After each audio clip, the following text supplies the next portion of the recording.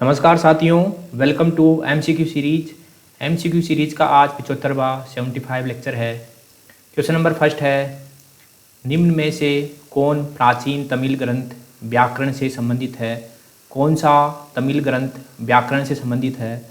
तो वो है तोल्कापियम। तोल्कापियम और इसकी रचना की थी तोल्कापियार ने। इसकी रचना की थी तोल्कापियार ने। ठीक है। शिल्पाधिकारम, तो शिल्पाधिकारम इसको जैन भिक्षु इलांगो अडिगल ने लिखा था। जैन भिक्षु इलांगो अडिगल ने इसकी रचना की थी। ठीक है। इस महाकाव्य में कोवलन और उसकी पत्नी कन्नगी की कहानी है। ठीक है। कोवलन और उसकी पत्नी कन्नगी की कहानी है शिल्पाधिकारम में। ठीक है। मणिमेखलई, तो मणिमेखलई में कोवलन और माधवी की बेटी की कहानी है। जो है मणिमेखलई है, ये कोवलन और माधवी की बेटी है। ठीक है।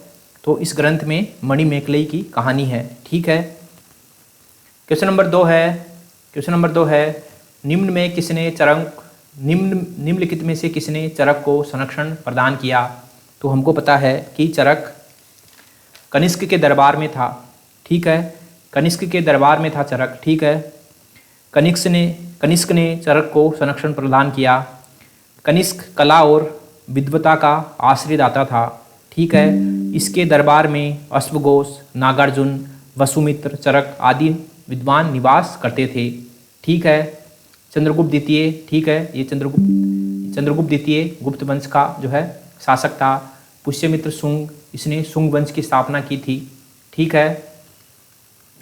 क्वेश्चन नंबर थ्री है, कोणार्क स्थित प्रसिद्ध सूर्य मंदिर का निर्माण किसने किया था? तो किसने करवाया था? तो जो कोणार्क का सूर्य मंदिर है, ये ओडिशा के शहर पुरी के पास स्थित है। इसका निर्माण गंग वंश के शासक नरसिंह देव प्रथम ने करवाया था। ठीक है। ये 13वीं शताब्दी में जो है इसका निर्माण करवाया गया। इसको 1984 में यूनेस्को द्वारा विश्व धरोहर स्थल घोषित किया गया। 1984 में यूनेस्को के द्वारा विश्व धरोहर स्थल घोषित किया गया। ठीक है।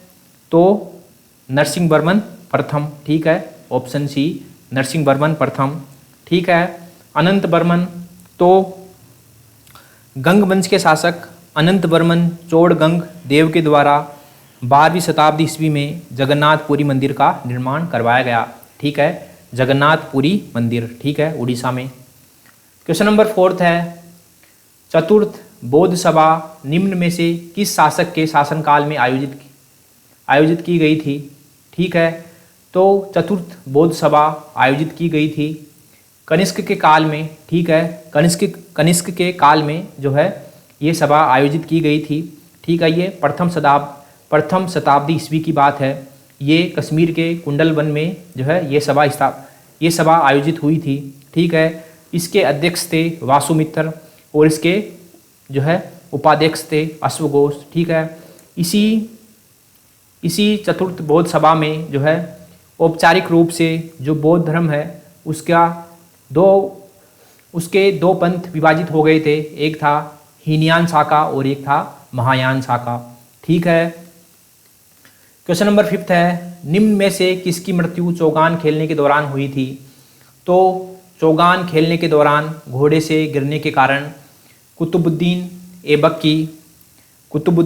की मृत्यु हो गई थी। ये 1210 की घटना है। ठीक है। क्वेश्चन नंबर 6 है, निम्न में से किस शासक ने गजभेहंतक की उपाधि धारण की? तो गजभेहंतक की उपाधि धारण की थी देवराय द्वितीय ने गजभेहंतक की उपाधि धारण की थी। ठीक है। गजभेहंतक का अर्थ होता है हाथियों का शिकारी। ठीक है। क्वेश्चन नंबर 7 है, शिवाजी का जन्म कहाँ हुआ था? तो शिवाजी का जन्म हुआ था शिवनेर के दुर्ग में शिवाजी का जन्म हुआ था।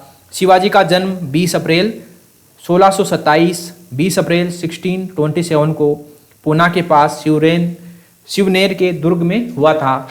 ठीक है।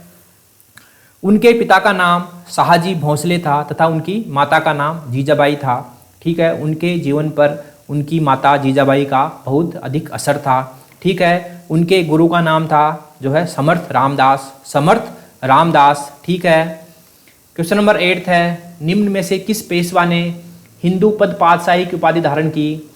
तो हिंदू पद पातशाही की उपाधि धारण की थी बाजीराव प्रथम ने।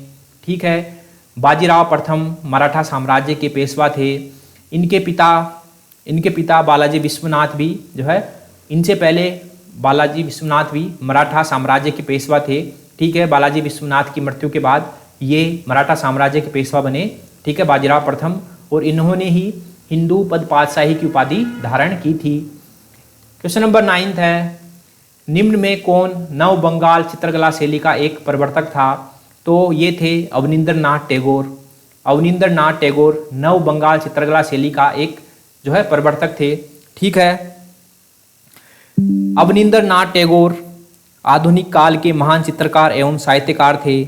इन्होंने Indian society of oriental art की स्थापना की।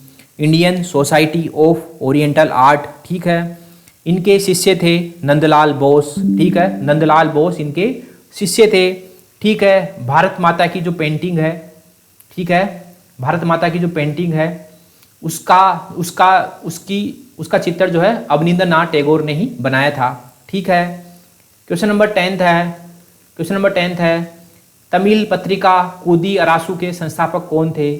तो तमिल पत्रिका कूदी अरासू के संस्थापक थे ईवी रामास्वामी नायकर। ईवी रामास्वामी नायकर। ठीक है, ये एक साप्ताहिक पत्रिका थी और ये 1925 में ये प्रारंभ हुई थी। ठीक है, कूदी अरासू। ठीक है साथियों, MCQ सीरीज का लेक्चर नंबर 75 यहीं समाप्त होता है। मिलते हैं अगले लेक्चर में, तब तक के लिए थैंक यू वेरी मच।